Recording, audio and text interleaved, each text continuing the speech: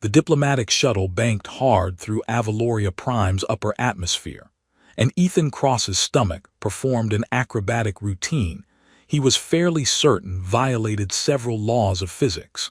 Through the viewport, the planet sprawled beneath him like someone had shattered a chandelier across an ocean world, cities that didn't just reflect light, but seemed to breathe it, refracting the sun into ribbons of color that twisted through the air in defiance of any meteorological phenomena he'd ever studied. Which admittedly wasn't many. His doctorate was in supply chain logistics, not atmospheric science. "First time to Avaloria, Mr. Cross." The pilot's voice crackled through the intercom with the kind of amusement that suggested she'd watched countless off-worlders press their faces against viewports like children at an aquarium. "That obvious," Ethan managed, peeling his attention away from what appeared to be a building that was somehow inside out, its interior gardens visible from exterior walls that may or may not have been solid. "You're not vomiting yet. Give it another minute." Fantastic. He'd survived a decade coordinating relief efforts in the outer reaches' most spectacular disaster zones, regions where the term war-torn was considered optimistic, only to lose his dignity to motion sickness in front of Avalorian royalty. The ornate holographic scroll was still tucked in his jacket pocket, its presence a constant weight against his ribs. He'd read it maybe 200 times since it materialized in his quarters on Station Meridian 3 days ago, emerging from the air in a cascade of light particles that had caused him to drop his instant noodles. The seal alone was worth more than his annual salary. The royal crest of Avaloria Prime, all crystalline complexity and geometric impossibility, hovering above calligraphy that managed to be both gorgeous and completely unhelpful about why exactly he was being summoned. Her Majesty Queen Lysara requests the immediate presence of Ethan Cross for a matter of utmost importance to the crown. No explanation, no context, just a set of coordinates and a polite but firm suggestion that declining wasn't really an option. His supervisor at the Relief Coordination Network had been baffled, then excited, then concerned in rapid succession. "Maybe it's about funding. We've been trying to get Avalorian support for the Theta Vale reconstruction." "Did you meet someone important during that assignment?" Ethan had met approximately 10,000 desperate people during Theta Vale, and he'd been too busy trying to prevent starvation and disease to check anyone's credentials. "I mostly met bureaucrats who enjoyed saying no." "Well, whatever it is, try not to cause an interstellar incident. We like our funding."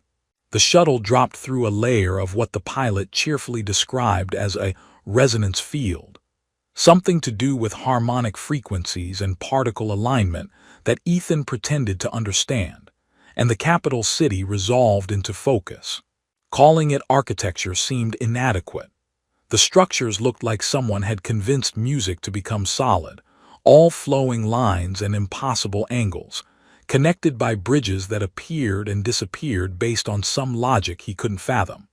Gardens floated between buildings, actual floating gardens with trees and waterfalls, because apparently gravity was more of a suggestion here. The Avalorians invented gravitational threading about 600 years ago, the pilot offered, clearly used to the stunned silence. Changed everything about how they build.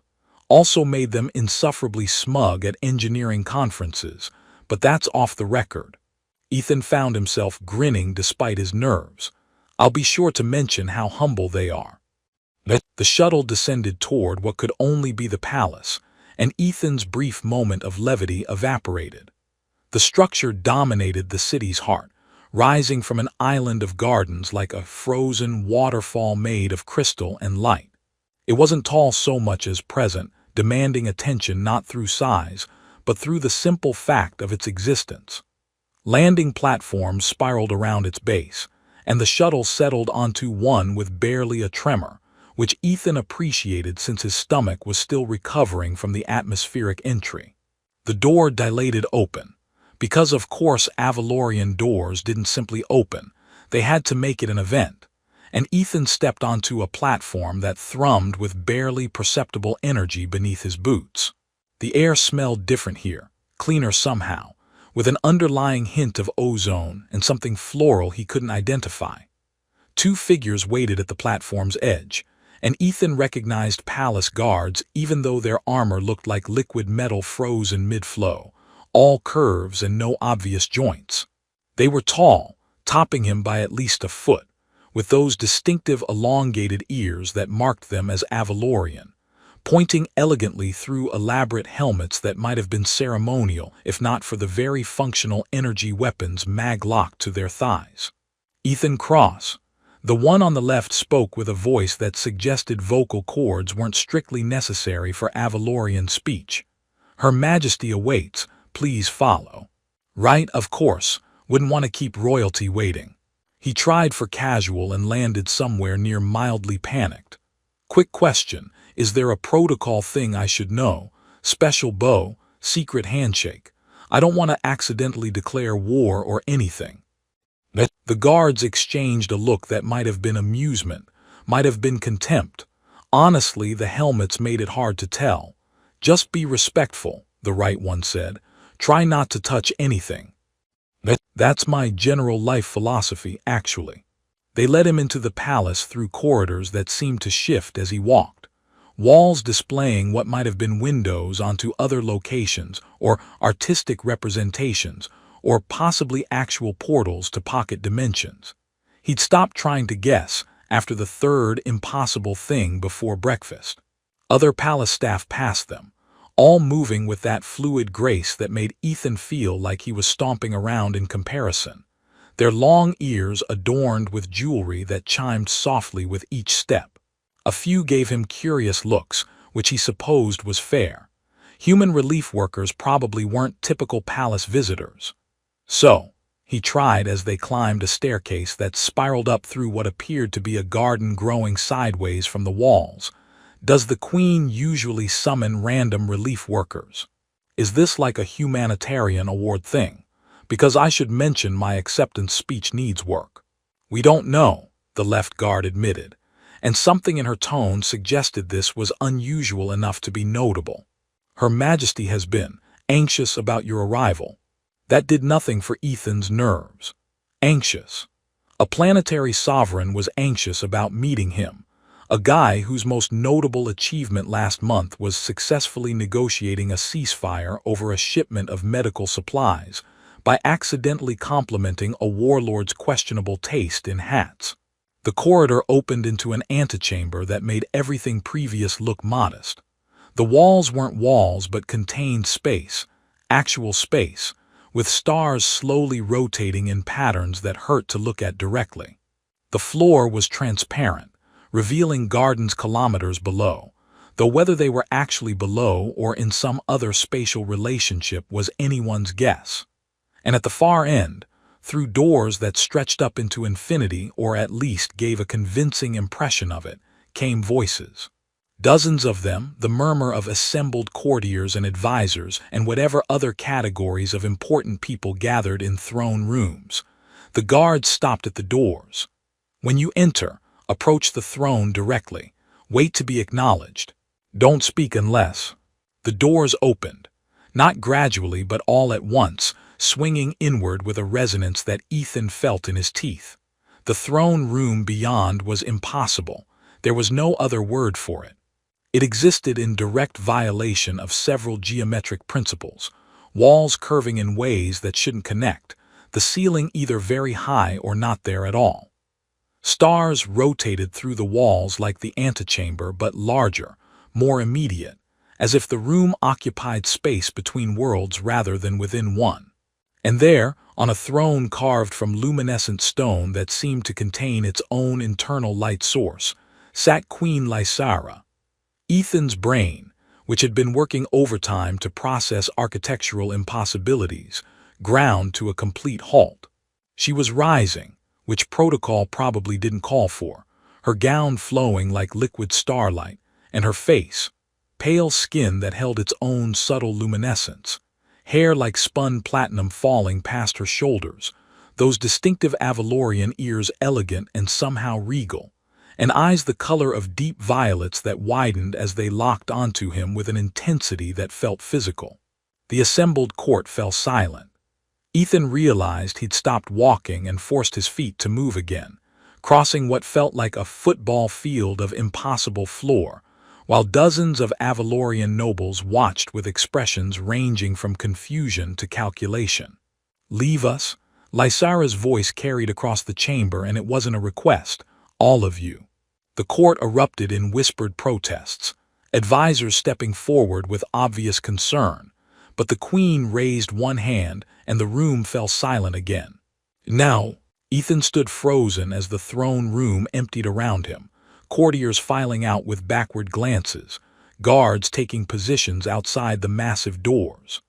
The silence after they sealed was profound, broken only by the soft sound of Lysara descending from her throne, each step deliberate, her eyes never leaving his face.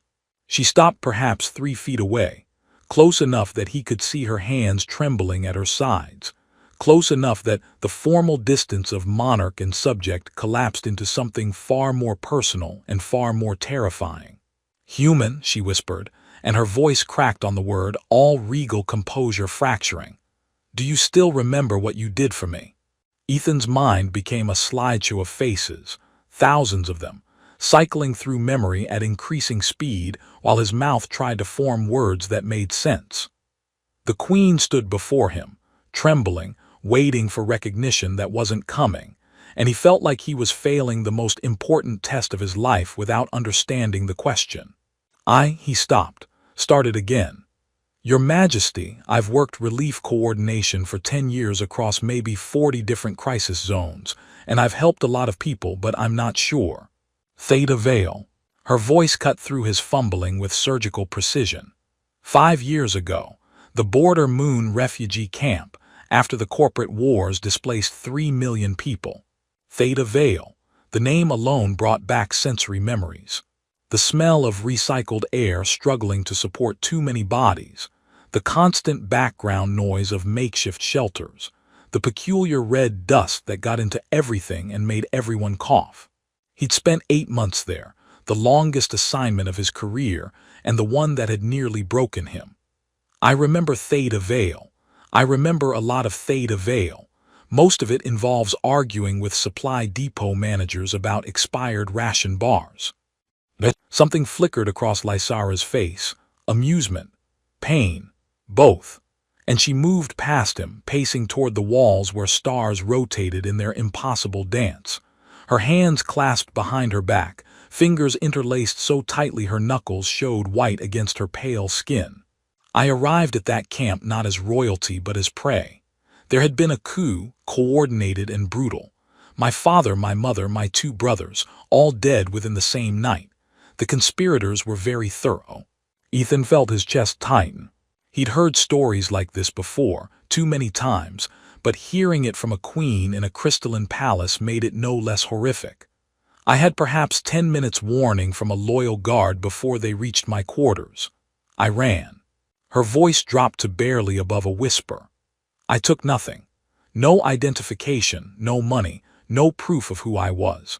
I just ran, and eventually, I ended up on Theta Vale because it was crowded enough to disappear into, anonymous enough that even someone searching for an Avalorian princess might miss one more refugee among millions. She turned back to face him, and Ethan saw the shimmer of tears she was fighting to contain. I spent 3 weeks there, trying to become invisible. It almost worked. Then a militia group raided the camp, supposedly looking for smuggled contraband, but actually hunting for high-value targets to sell. Someone had leaked that displaced nobility might be hiding among the refugees. They were going tent to tent, forcing everyone to provide identification scans. The memory hit Ethan like a physical blow. 3 weeks into his Theta Vale assignment, there had been a raid. He'd been in Medical Tent 7, arguing with a volunteer doctor about supply distribution, when armed mercenaries had burst through looking for, what had they called it? Persons of interest. The doctor had vanished immediately, survival instincts kicking in, and Ethan had been left standing there holding a tablet and trying to look authoritative despite having zero authority over anything. "There was a woman," he said slowly, the memory sharpening. "She was in the corner of the tent behind some supply crates. The mercenaries were working their way through and she looked." He stopped, actually seeing her now in his mind's eye. Dark circles under her eyes, hair chopped short and uneven like she'd done it herself with whatever implement was available, wearing clothes 3 sizes too large. But those eyes, violet eyes wide with barely contained terror. She looked like prey. Lysara nodded, a tear finally escaping to track down her cheek. "I was certain that was the end. I'd survived assassination, escaped a palace siege, crossed half the sector in cargo holds, only to be caught in a refugee camp because I couldn't produce identity papers." "You were behind the medical crates," Ethan continued, the scene playing out in his memory with increasing clarity. "The mercenaries were checking everyone, and they were getting closer, and you looked at me like he was the only person in the universe who might help. I walked over and started yelling at you about supply chain protocols. Really specific, really boring supply chain protocols. You told me I'd filed the inventory reports incorrectly." A ghost of a smile crossed Lysara's face. "You used at least 15 acronyms I didn't understand and kept referring to regulations that may or may not have existed. They definitely didn't exist. I was making them up as I went." Ethan felt a laugh bubble up, inappropriate and slightly hysterical. "I figured if I was boring enough, the mercenaries would just want us to stop talking. One of them told you to shut up and threatened to shoot you if you said the word requisition one more time." "Right," and I said. "You said requisition immediately." Lysara laughed, the sound breaking through tears. "You looked him directly in the eye and said, 'Requisition,' like it was the most important word in the standard lexicon." In my defense, I was absolutely terrified and default to poor humor when terrified. It's a character flaw. Ethan ran a hand through his hair, the memory now fully formed. They moved on because arguing about supply chain management was apparently more painful than just letting it go. After they left the tent, you were shaking so badly I thought you might collapse. Lysara moved closer, her formal bearing crumbling with each step. "You sat me down. You got me water, which was precious in that camp. You asked if I was all right, and I couldn't even answer because I was crying too hard. You kept apologizing. I told you crying was a completely reasonable response to nearly being kidnapped by mercenaries, and you said," he stopped, the exact words coming back. "You said where I'm from, tears are considered weakness in royalty, and I thought you were speaking metaphorically. Like we're all royalty in our own way, or some philosophical thing refugees say to maintain dignity." I was being completely literal. She was close enough now that he could see the way the palace's ambient light reflected in her eyes. But I couldn't tell you that, couldn't tell anyone. So I just nodded and let you think I was being poetic. Then the camp administrator made an announcement about another incoming raid, a bigger one, and Ethan shook his head. "I panicked. I knew you'd be caught in any serious sweep, and there was something about you that just made you want to help, made me certain you needed to not be there anymore." He'd acted on instinct, the same instinct that had kept him alive in a dozen crisis zones. "I told you I could get you on a supply transport heading deeper into neutral space, away from the corporate war zones. I had a friend, well, a guy who owed me a favor because I jerry-rigged his coffee maker back to life, who was piloting a freight run that night." Lysara's hands were shaking again. "You gave me your ration card. I tried to refuse and you said you'd already eaten, which was obviously a lie because you looked half-starved yourself. You gave me your spare clothes, which left you with essentially nothing. You wrote down coordinates to a safe house, made me memorize them, then made me recite them back 3 times to be sure. You had a terrible memory for numbers, kept mixing up the sector coordinates." I was in shock. "Fair point." Ethan smiled despite the surreal nature of standing in a throne room, discussing refugee camp logistics with a queen. I smuggled you onto the transport in a supply crate, told the pilot you were a special delivery, and that I'd explain later. He thought I was running some kind of black market operation and spent the entire pre-flight checklist giving me disappointed looks. Before the crate closed, before I left, Lysara's voice caught. I asked your name, you told me, and then you made me promise something. Ethan remembered. The woman had looked at him from inside the crate, surrounded by medical supplies and emergency rations, her violet eyes still wide with residual fear. He'd crouched down to her level, made sure she was breathing all right, and said something he'd said to countless people over the years but had never quite meant as intensely. I told you to survive. Whatever it took, however long it took, just survive. You said, Lysara swallowed hard. You said the universe had gone to a lot of trouble to keep me alive so far, and it would be rude to waste the effort. Then the pilot yelled at me to stop talking to the cargo, and I sealed the crate, and you were gone. Ethan stared at the Queen of Avaloria Prime, his brain finally connecting the terrified refugee to the woman before him. You were that woman. You were. How did you even get from a supply transport in neutral space to reclaiming a throne? Lysara reached up with trembling hands and removed her crown, the motion careful and deliberate. She held it for a moment, this object of impossible beauty and incalculable worth, then set it aside on a nearby surface that appeared specifically to catch it. Without the crown, she looked younger, more vulnerable, and somehow more real. I spent 2 years in hiding, using the coordinates you gave me. The safe house connected me with other displaced Avalorians, loyalists who had escaped the coup. We planned, we organized, we gathered evidence of the conspirators' crimes. When the time was right, we returned to Avaloria and challenged their legitimacy. It wasn't a military coup, it was political, legal, exhausting. But I had something they didn't. What? I had survived. She smiled, sad and fierce simultaneously. I had kept the promise I made to a human relief worker who risked his life for a stranger and asked nothing in return. And every time I wanted to give up, every time the fight seemed impossible, I remembered that someone had believed I was worth saving even when he didn't know who I was. Ethan felt his throat tighten. I didn't, it wasn't that dramatic. I just put you in a box and shipped you somewhere safer. You gave me your food when you had none. You gave me your clothes when you needed them.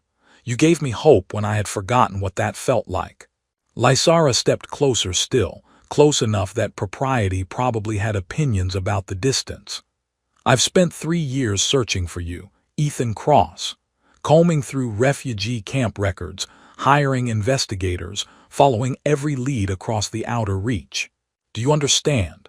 3 years to find the man who saved my life because I needed him to know that it mattered, that he mattered.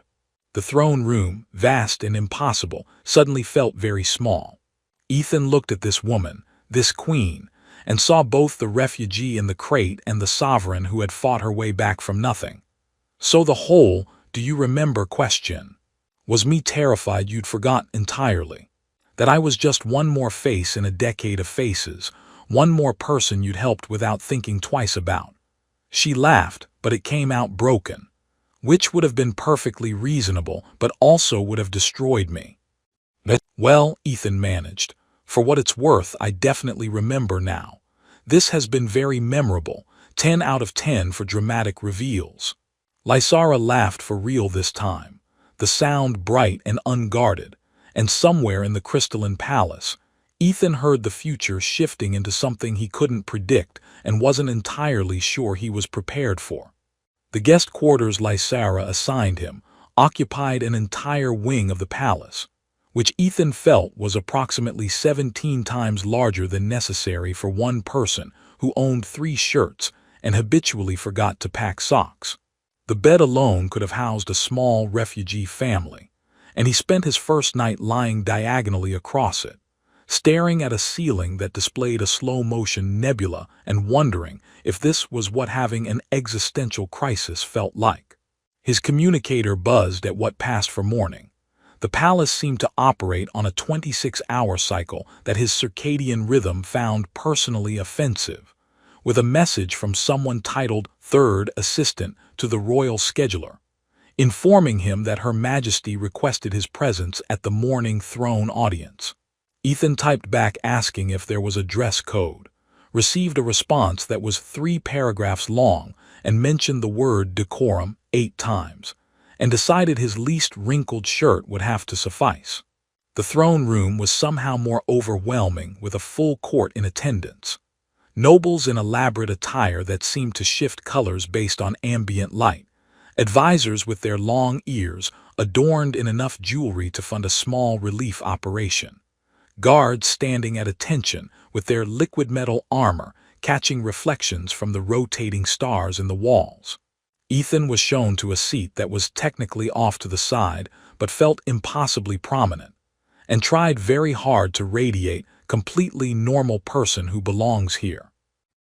Lysara entered through doors that materialized from what had previously been solid wall, because apparently conventional entrances were beneath royal dignity, and the entire assembly rose in synchronized motion that Ethan was half a second late joining.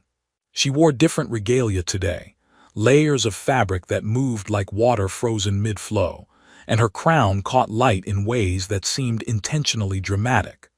But when her eyes found his across the room, she smiled, quick and genuine and entirely unprofessional, before reassembling her expression into appropriate sovereignty. The proceedings were fascinating in the way that watching paint dry in zero gravity might be fascinating.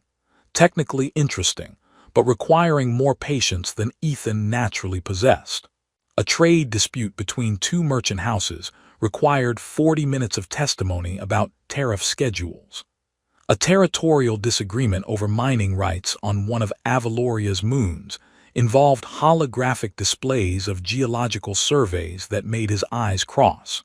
Lysara presided over it all with patience that seemed supernatural, asking clarifying questions, consulting with advisors, rendering judgments that apparently satisfied everyone because the parties kept bowing and thanking her profusely.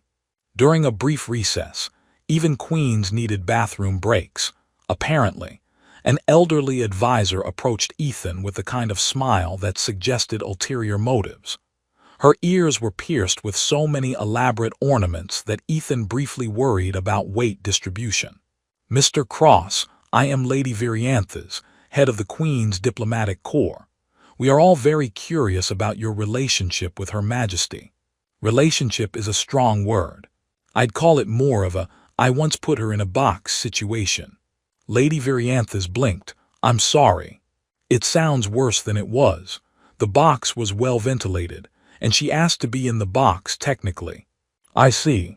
The advisor looked like she was reconsidering several life choices. "Her Majesty has been remarkably secretive about why she summoned you.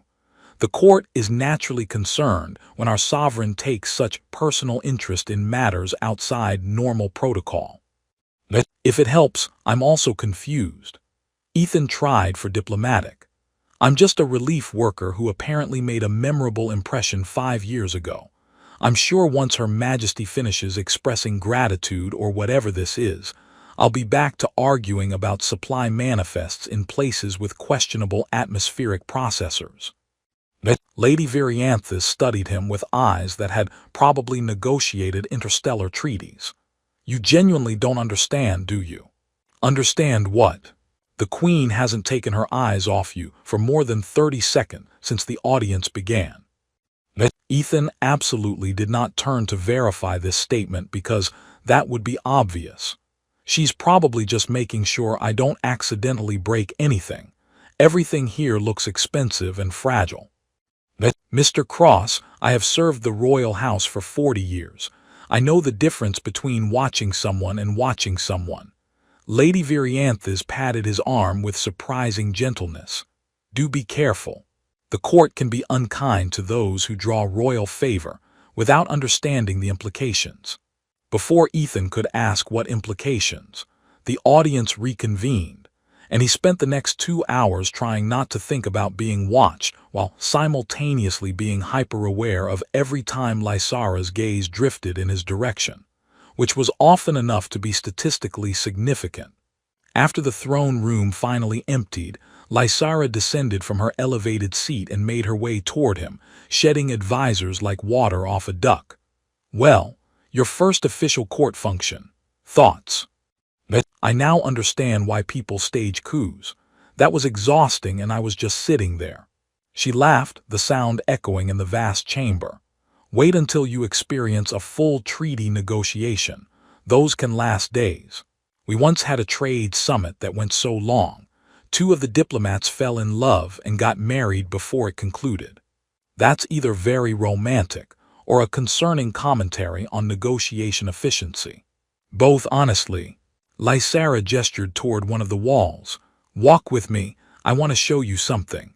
They exited through another door that definitely hadn't existed moments before. Ethan was going to develop trust issues with architecture at this rate, and entered a corridor that opened onto gardens that seemed to exist in impossible relationship to the palace's exterior.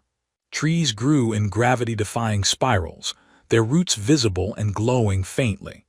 Water flowed upward in streams before cascading back down in crystalline falls. Flowering plants released pollen that hung suspended in the air, creating constellations of color. "The memorial gardens," Lysara said quietly. "I commissioned them after reclaiming the throne. Every person who died in the coup or during the exile years is remembered here." They followed a path of luminescent stone to a wall that stretched perhaps 50 meters, its surface covered in names etched into crystal that seemed to glow from within. Thousands of names. Ethan felt his breath catch at the scale of loss represented. Lysara moved to a section near the end, her fingers tracing names. "My family. My father, who taught me that sovereignty was service. My mother, who insisted I learn to laugh even in formal settings. My brothers, who made me promise to beat them in the succession if it ever came to that." Her voice fractured. "I never wanted it to come to that." Ethan stood beside her, uncertain what to say because what did you say to that kind of grief? "I'm sorry" felt inadequate. "They'd be proud of you" felt presumptuous. So he just stood there, present, the way he'd learned to be present in refugee camps when words failed. "Here." Lysara moved to a blank section of the wall, gesturing. "This is for those whose names were lost or never recorded. People who died anonymously, whose sacrifices mattered but went unwitnessed." She pressed her palm against the crystal, and letters began forming, glowing script that read, "The Keeper of Mercy." "That's not," Ethan started. "You saved my life. You saved the future Queen of Avaloria. Which means you saved everyone who would have died in continued civil war, everyone who has benefited from restored stability, every policy I've enacted and treaty I've signed. The mathematics of consequence are staggering." Lysara looked at him, and her eyes held something that made his chest tighten. "So yes, you're remembered here, among the honored dead and the lost souls and everyone who mattered. I'm not dead, though. This feels premature. Consider it aspirational." She smiled, but it didn't quite reach her eyes. "Stay for dinner. My personal vessel has a dining area with a significantly better view than the state dining hall, and approximately 90% fewer people trying to eavesdrop on conversation." "Your Majesty, I'm starting to think you're avoiding your own court." "Ethan, I'm definitely avoiding my own court. They're exhausting and they all want something. You're the first person I've talked to in years who helped me without wanting anything in return. I mean, I wouldn't say no to improved supply chain funding for the outer reach humanitarian corridor." Lysara laughed. "Done. Consider it retroactively approved as of this morning. Now will you have dinner with me?" The vessel was less a ship and more a piece of art that happened to be capable of faster-than-light travel. Lysara guided him to a dining area enclosed in transparent composite that provided 360-degree views of the planet below and the stars beyond. The meal was simpler than Ethan expected. bread that tasted like actual grain instead of recycled protein, soup with vegetables he recognized, water that didn't have the metallic aftertaste of over-recycled moisture. No elaborate seven-course meal, he asked. I spent months eating ration bars and reconstituted protein in that camp. I never want to forget what hunger feels like or what it means when someone shares food. She broke bread, the gesture somehow ritual. This is what I ate in exile, what you gave me when you gave me your rations. They ate in comfortable silence for a while, the kind of silence that felt less awkward and more companionable. Below, Avaloria Prime rotated slowly, its cities like scattered jewels. Can I ask you something potentially inappropriate? Ethan ventured. Please do. Appropriate questions are boring. Why keep me here? You've thanked me. You've honored me with a memorial inscription that's going to be really awkward to explain to my supervisor. You've approved funding. Mission accomplished. So why do I have the feeling you're not planning to let me leave anytime soon?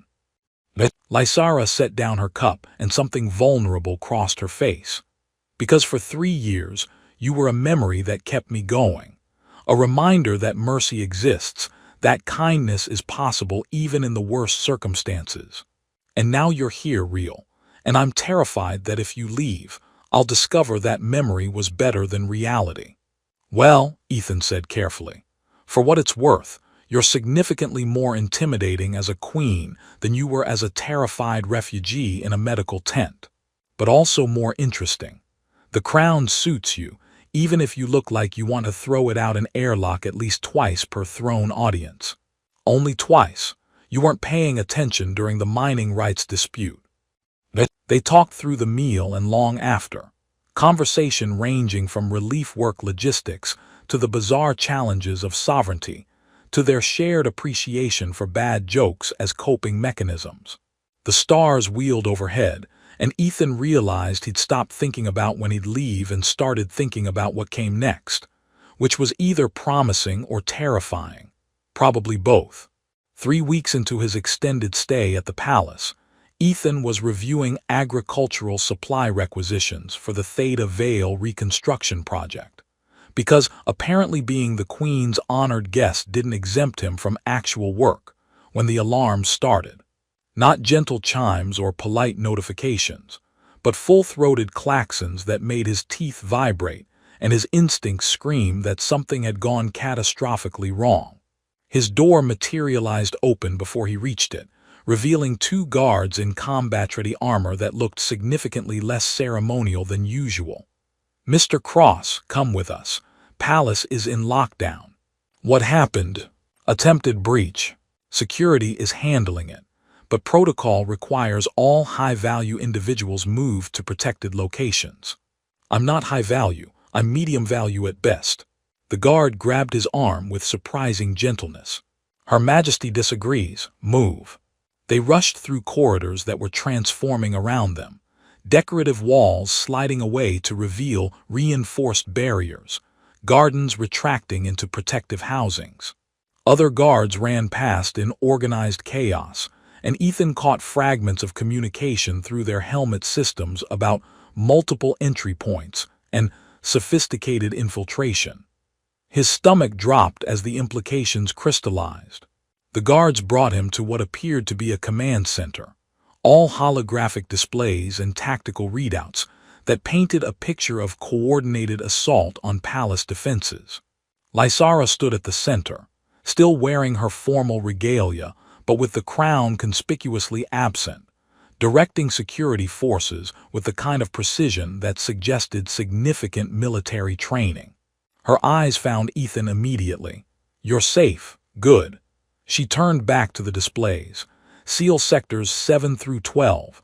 Reroute the palace shield harmonics to compensate for the northern breach.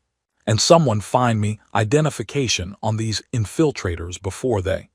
An explosion rocked the command center, not close enough to cause structural damage, but near enough to make everyone stumble. Alarms escalated to new and creative levels of urgent, and one of the tactical officers shouted something about inner palace breach. How did they get through 3 layers of security? Lysara demanded. They're using old access codes, Your Majesty. Royal family codes from before the coup. Her face went pale. The conspirators, they kept the codes when they took the palace. Which means they know every weakness, every back channel, every... Another explosion, closer this time. Evacuate all non-essential personnel to the emergency shelters. Get the council to the secure bunker. Your Majesty, you should evacuate as well. I'm not hiding while my palace is under attack. A third explosion. And this time, the lights flickered, emergency systems engaging with red-tinged illumination that made everything look like a scene from a particularly pessimistic film. Through the command center entrance, Ethan heard weapons fire, the distinctive whine of energy discharge against shields. There in the inner palace, someone shouted. Estimate 2 minutes to command center breach. Lysara's hand went to a weapon at her hip that Ethan hadn't noticed before, some kind of elegant pistol that probably violated several laws of physics. Then we hold here. Or, Ethan said, his brain defaulting to the same survival instincts that had kept him alive in a dozen war zones. We don't give them a static target. Your Majesty, is there a secondary exit from this room? She turned to him, and he saw the Queen's mask slip to reveal the woman underneath, the one who'd hidden in a medical tent 5 years ago. Service corridor behind that panel. But it leads to the lower palace sections. No strategic value. Exactly. They're expecting you to either hold position or evacuate to the official secure bunker. They won't be watching a service corridor that goes nowhere important. He moved to her, lowering his voice. Trust me, I've evacuated people from worse situations with worse odds. Sometimes the best defense is just not being where they expect you to be. Lysara held his gaze for a heartbeat, then nodded. You heard him. Fall back to service corridor Theta. Make it look like we're fortifying here, then slip out once they commit to the breach. The next 5 minutes were controlled chaos. Security forces positioned themselves to give the impression of defending the command center, while Lysara and a small group including Ethan slipped through the panel into a corridor that was decidedly less impressive than the rest of the palace. Bare walls, functional lighting, the kind of space designed for maintenance rather than majesty. They moved quickly and quietly, Lysara leading with the confidence of someone who'd mapped every inch of her ancestral home. Behind them, the sounds of combat intensified, then gradually faded as they put distance between themselves and the command center. They descended through what felt like kilometers of passages, the palace's impossible architecture making itself known through stairs that shouldn't connect and corridors that bent in ways that defied blueprints.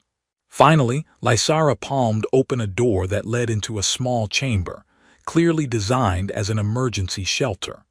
The door sealed behind them with a resonance that suggested serious reinforcement, and suddenly the sounds of battle were completely gone, replaced by the quiet hum of life support systems.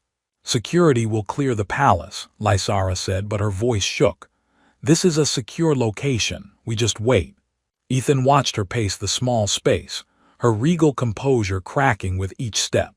The guards had positioned themselves by the door, giving them a semblance of privacy, and he realized they were alone in a way they hadn't been since that first conversation in the throne room. Hey, he said quietly. You're okay. You're safe. They came back. She stopped pacing, and when she looked at him, her eyes were bright with unshed tears. The ones who murdered my family, who forced me into exile, they came back to finish what they started.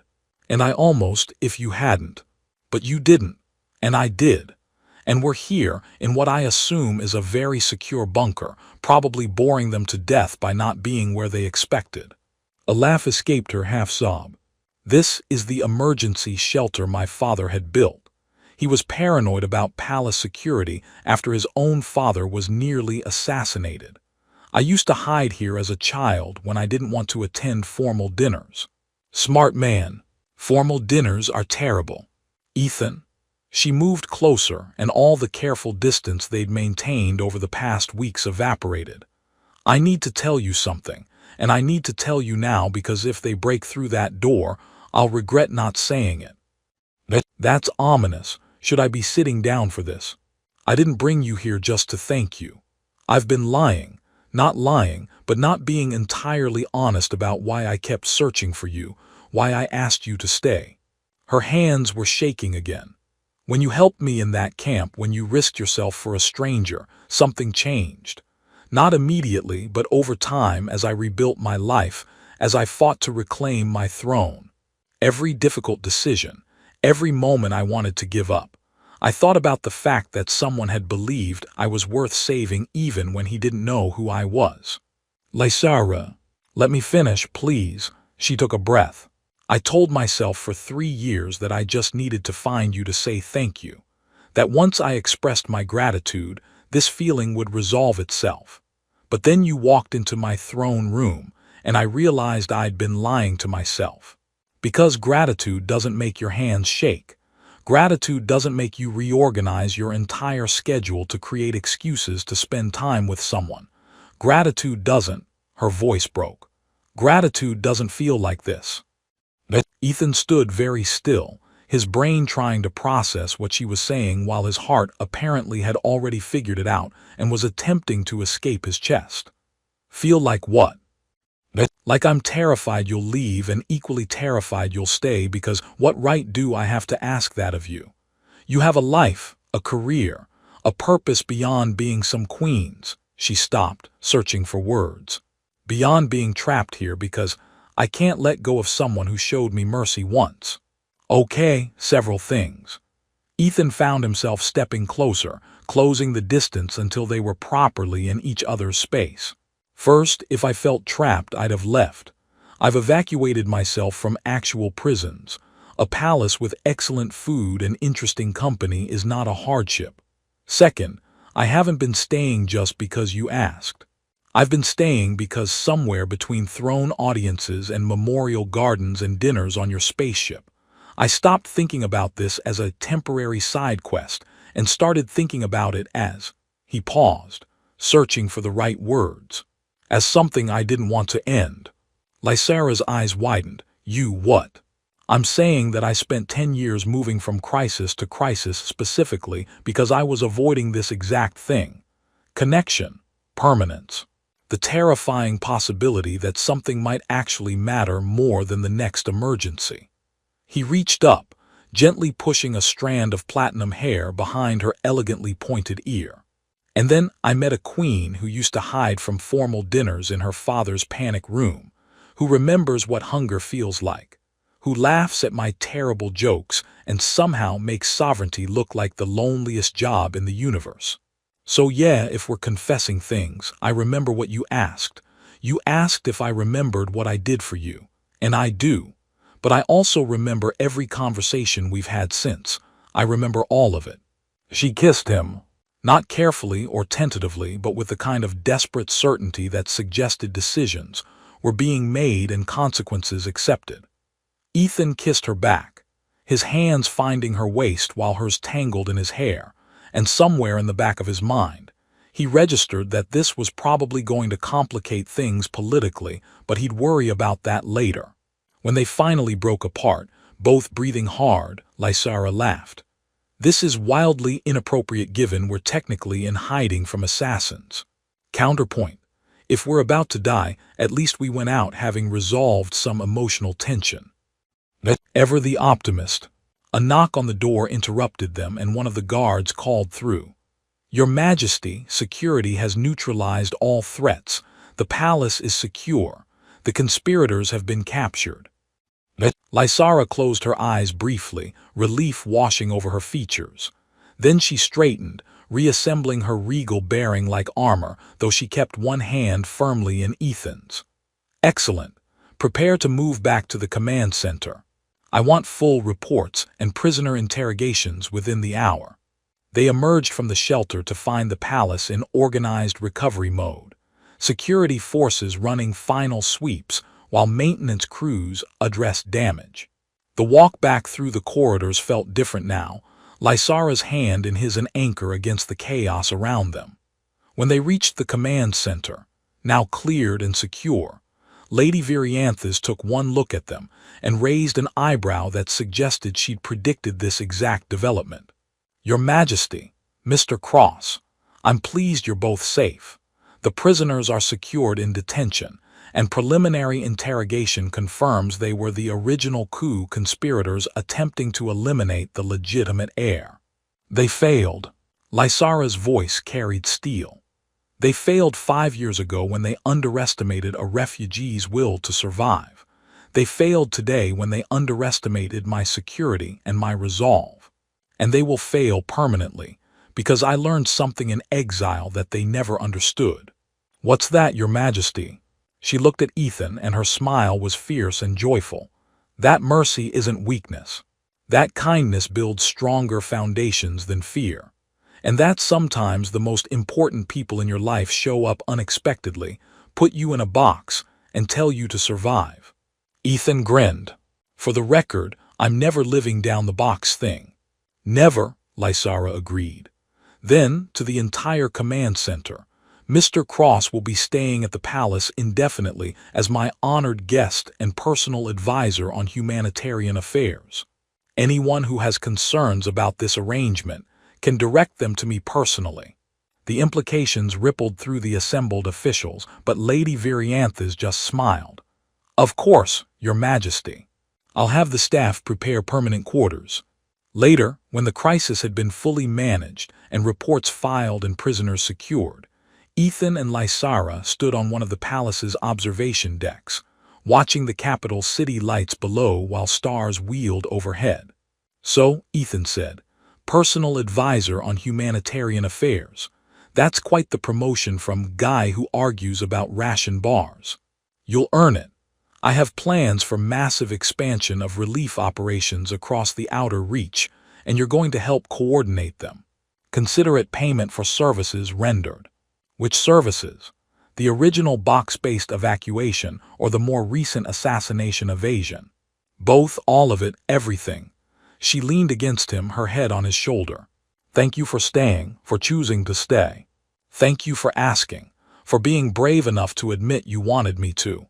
They stood there in comfortable silence, a queen and a relief worker, watching Avaloria Prime rotate beneath them.